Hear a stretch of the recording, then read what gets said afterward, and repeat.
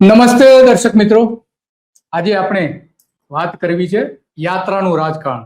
ત્યારે ચૂંટણીઓ નજીક આવે છે અથવા તો એવા કોઈ મુદ્દા હોય કે જેના કારણે સરકાર ઘેરાઈ ગઈ હોય ત્યારે યાત્રા હંમેશા માટે કાઢવાનું રાજકારણ ભારતીય જનતા પાર્ટી અને ખાસ કરીને નરેન્દ્ર મોદી કરતા આવ્યા છે. જ્યારથી એ ભાજપમાં આવ્યા ત્યારથી કાશ્મીરથી શરૂ કરીને હમણાં આજે છેલ્લી યાત્રા કાઢી છે, ભૂપેન્દ્ર પટેલે એની લીલી ઝંડી આપી છે.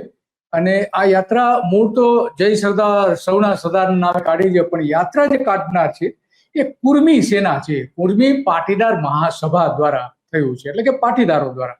અને ભૂપેન્દ્ર પટેલ એવું કહે છે કે ભાઈ સરદાર કોઈ કોમના નતા, કોઈ જ્ઞાતિના નતા. તો અહીંયા યાત્રાની શરૂઆત થાય છે, પણ યાત્રામાં જ આમાં દેખાઈ રહ્યું છે. અને એટલા માટે મહાસભા દ્વારા જે સરદાર એકતા યાત્રા કાઢવામાં આવી રહી છે અને પ્રસ્થાન કરાવીને અખંડ ભારતના શિલ્પી લોહ પુરુષ સરદાર વલ્લભભાઈ પટેલના ચરણોમાં વંદન કરું છું, એવું આપણે મુખ્યપ્રધાને કહ્યું હતું. દોસ્તો, 1 મિનિટનો તમારો સમય લેવા માંગુ છું. આપણે આગળ વધીએ કાર્યક્રમમાં એના પહેલા એક અપીલ કરવા માંગુ છું કે ધ ગુજરાત રિપોર્ટ એ સ્વતંત્ર પત્રકારત્વ કરતું સમાચાર માધ્યમ છે. અમે કોઈ પણ રાજકીય પક્ષનો એજન્ડા કે કોઈ વ્યક્તિ કે સંસ્થાનો એજન્ડા લઈને ચાલતા પત્રકારો નથી, અથવા સંસ્થા પણ એ પ્રકારની નથી. અમે પ્રો પીપલ અને રાજ્યના નાગરિકોના પ્રશ્નો માટે એમને વાચા આપવા માટે કામ કરતી સંસ્થા છીએ. અને એના માટે અમારે એક આર્થિક સહયોગની જરૂર છે, જેના માટે અમે જોઈનનું બટન આપણા યુટ્યુબ પ્લેટફોર્મ માટે અમે બનાવેલું છે. આપ સૌને એક વિનંતી છે કે અમારા આ સ્વતંત્ર પત્રકારત્વને આર્થિક સહયોગ આપવા માટે એ જોઈનનું બટન દબાવો અને અમને આર્થિક મદદ આપના તરફથી શક્ય હોય એટલી પહોંચાડવાનો પ્રયાસ કરશો તો અમને આનંદ થશે. Thank you very much. હવે આપણે આગળનો કાર્યક્રમ જે છે એ જોઈએ. અને વડાપ્રધાન નરેન્દ્ર મોદીની પ્રેરણાથી, એમની જ પ્રેરણાથી આ બધું થાય છે. અને સરદાર પટેલની 150મી જન્મ જયંતિ ભવ્ય ઉજવણી કરી રહ્યા છીએ, ત્યારે આ યાત્રા જન જનમાં દેશભક્તિ અને એકતાની નવી ઉર્જાનો સંચાર કરાવે છે. આ યાત્રા અમદાવાદથી મધ્યપ્રદેશના 36 જિલ્લાઓમાં 40 દિવસ સુધી ફરવાની છે. અને હજારો કિલોમીટર ફરશે, સ્વાભાવિક છે. પરંતુ સૌથી મોટી ખૂબી એ છે કે સ્વાભાવિક છે કે સરદાર એકતા યાત્રા નીકળતી હોય તો એ કર્મશક્તિ જ નીકળવી જોઈએ. એમની જન્મ જયંતિ જે ઉજવાઈ રહ્યા છે 150મી ત્યારે, પરંતુ કર્મશક્તિ કાઢવાની એમની હિંમત નથી, કારણ કે ત્યાં સરકારનો વિરોધ અત્યારે ચાલી રહી છે સરદાર પટેલની ભૂમિ ઉપર. અને ત્યાં જે કરમસદને છે એ નગરપાલિકામાં મહાનગરપાલિકામાં ન ભેળવવા માટે સ્થાનિક લોકો આંદોલન કરી રહ્યા છે. અને જો આ યાત્રા ત્યાંથી કાઢવામાં આવે છે ત્યાં એનો વિરોધ થાય, દેખાવ થાય, અને એટલા માટે ત્યાંથી કાઢવામાં નથી આવી. તો આપણે મુખ્યપ્રધાને શું કહ્યું તે સાંભળી લઈએ આ યાત્રા વખતે.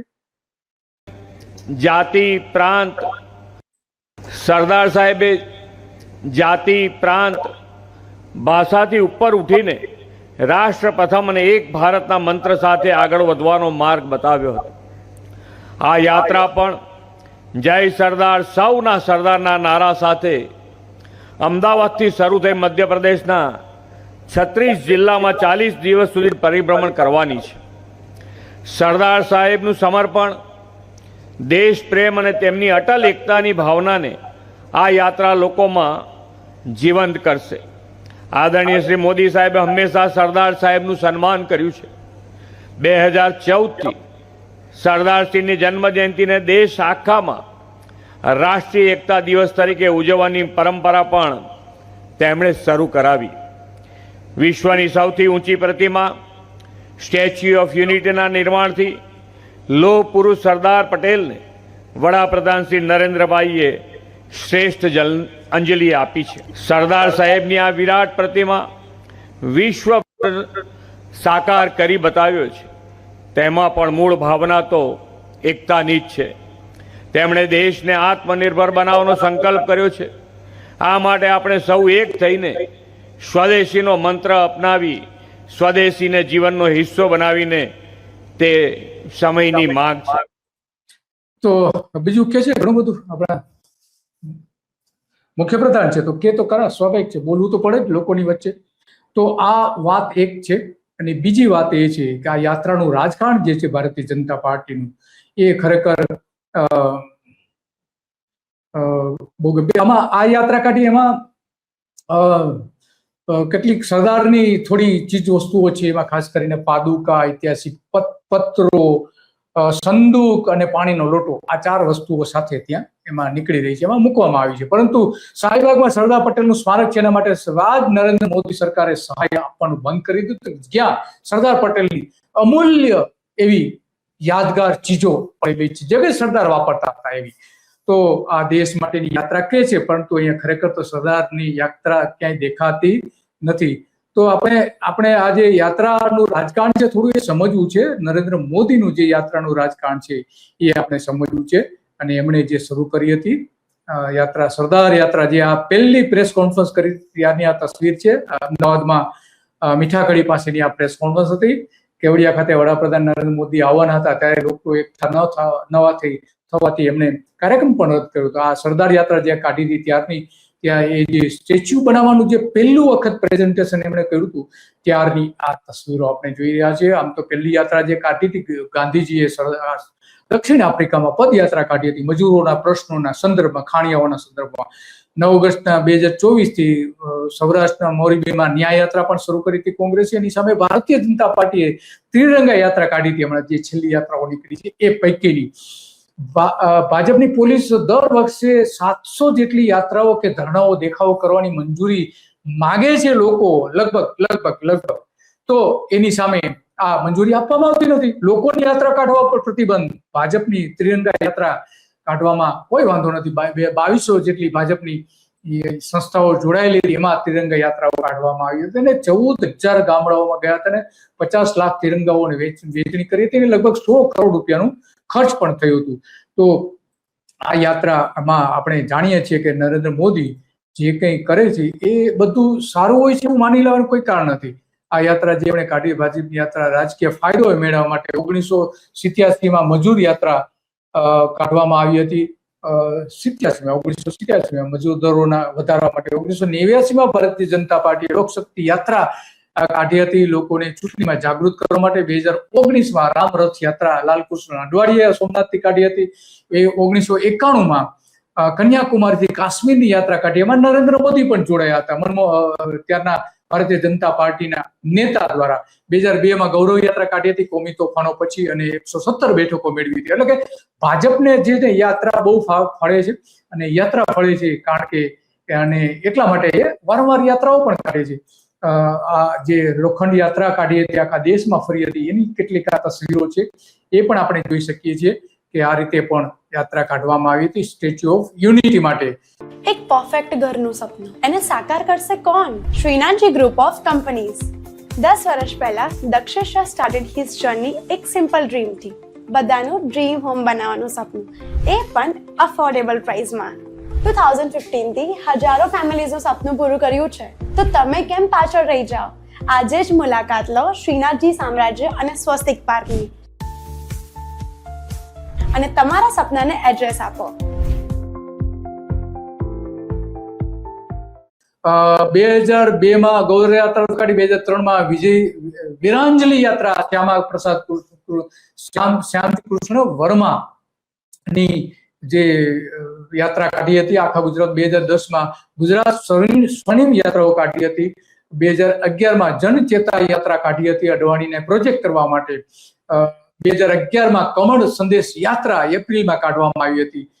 એની સામે 2012માં કિસાન હિત યાત્રા એપ્રિલમાં કાઢવામાં આવી હતી. 2012માં સ્વામી વિવેકાનંદ યુવા યાત્રા ફરીથી કાઢવામાં આવી હતી. વિધાનસભાની ચૂંટણી શરૂ થાય એ પહેલા. 2023માં સરદારની લોખંડ યાત્રા, જે આપણે જે જોઈ રહ્યા છીએ તસવીરો આપણે એની જ છે.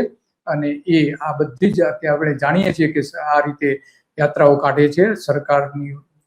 લોખંડ ભેગું કરવા માટે, આ પુતળું, સરદાર પટેલનું પુતળું બનાવવા માટે ટ્રકોથી લઈને ઘણું બધું કાઢવામાં આવ્યું હતું. ત્યારે 2017માં આદિવાસી ગૌરવ યાત્રા પણ કાઢી હતી ચૂંટણી પહેલા, અંબાજીથી ઉમરગામ સુધી. 2018માં સરદાર એકતા યાત્રા કાઢી હતી લોકસભાની ચૂંટણી પહેલા.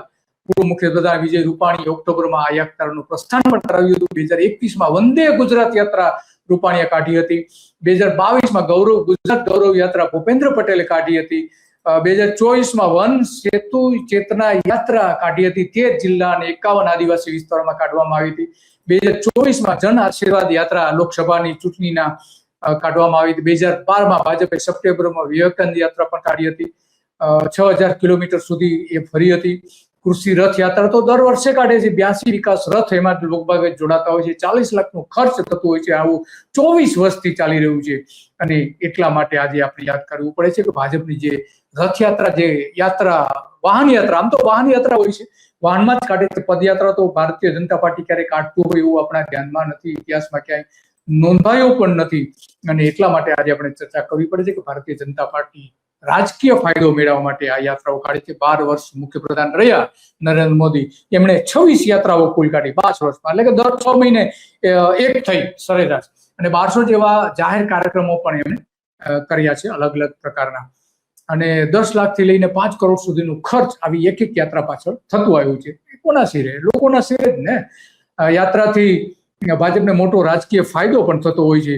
અને એટલા માટે જ આ યાત્રાઓ કાઢવામાં આવે છે. આપણે જાણીએ છીએ હવે સરદારના નામે યાત્રા કાઢી રહ્યા છે. અમિત શાહ સામે ખુરશીઓ ઉછળી હતી, આવી જ એક યાત્રા કાઢવામાં આવી હતી. આ સરદાર પટેલનું સ્મારક જે છે શાહીબાગનું, એ જોઈ રહ્યા છે. નરેન્દ્ર મોદી ગુજરાતના મુખ્યમંત્રી બન્યા પછી એમણે કાઢેલી યાત્રાઓથી ભાજપની સાથે એમની વ્યક્તિગત છબી પણ ઉજળી થઈ છે. 2002માં એમણે હિંસા બાદ પણ આપણે જોયું કે યાત્રા કાઢી હતી. દર વર્ષે મોટાભાગે શાળા પ્રવેશોત્સવની યાત્રાઓ પણ કાઢવામાં આવે છે. લોકોનું ધ્યાન બીજે વાળવા માટેના પ્રયત્ન ભાગરૂપે આવી યાત્રાઓ કાઢવામાં આવે છે. અને અત્યારે આપણે જાણીએ છીએ એફસ્ટીમ ફાઇલ અને ઇઝરાયલને નમીને જે રીતે અમેરિકાને સમર્થન આપવું પડ્યું છે ભારતીય જનતા પાર્ટીએ, એને બીજા મુદ્દાઓ તરફ વાળવા માટે આ યાત્રા કાઢવામાં આવી રહી છે. એની સામે ખરેખર સરદારની આ સ્મારક આપણે જોઈ રહ્યા છે શાહીબાગનું, ત્યાં ખરેખર સરકાર, મનમોહનની સરકારે આખી ગ્રાન્ટ આપી હતી અને અહીંયા આધુનિક મ્યુઝિયમ પણ બનાવવામાં આવ્યું હતું. અને બીજી બાજુ સરકારની સામે પણ લોકો આ રીતે વિરોધ પણ કરતા જોવા મળે છે. એ પણ આપણે જોઈએ કે લોકો કઈ રીતે વિરોધ કરે છે, એ પણ જોઈએ આપણે. આ કેવડિયા કોલેજ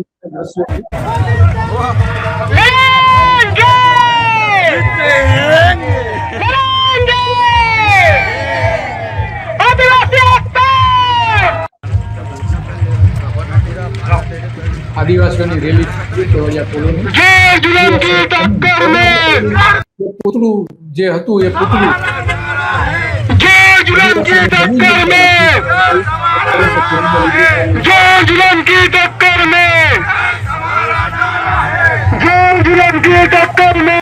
તો આવી યાત્રા પણ ત્યાં નીકળી હતી. તો વિરોધ પણ થાય છે, સરકાર સામે વિરોધ થાય છે, લોકો વિરોધ કરે પણ છે. આ આદિવાસીની આપણે જોઈ શકીએ છીએ. અને કેટલીક જગ્યાએ